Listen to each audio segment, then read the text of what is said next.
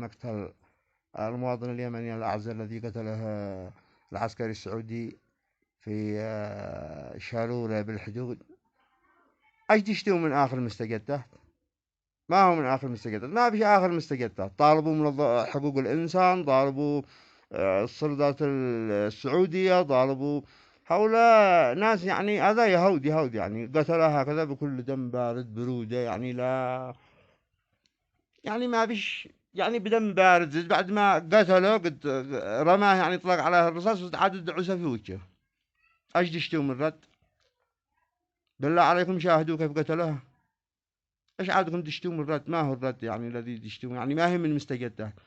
السلطات السعودية بعد تتكلم هذا ينفع لهم غزو، نغزوهم غزو نقتل بدلها حقنا نستنقي بعدلها. يعني مواطن يمني مغترب لا مدري كم سنة، يعني قتلها عزل أمام راعي له جهاله زوجته، ما هو عندما يشوفوا هذا المنظر وهم مشتاقين له، يعني له سنين مريعين له ورجعوا يشوفوا هذا المنظر. يعني قتلها بكل برودة وبكل قلب بارد. لا حول ولا قوة إلا بالله.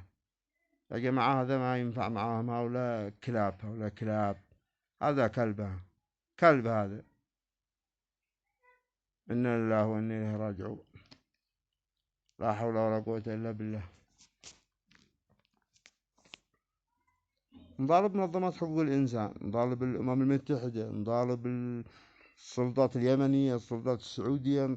يعني هذا جريمة والله، ظلم أقسم بالله، يعني ظلم أتحمل بها هكذا باطل.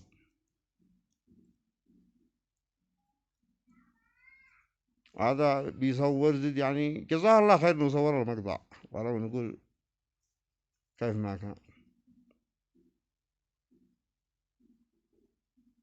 لا حول ولا قوة إلا بالله.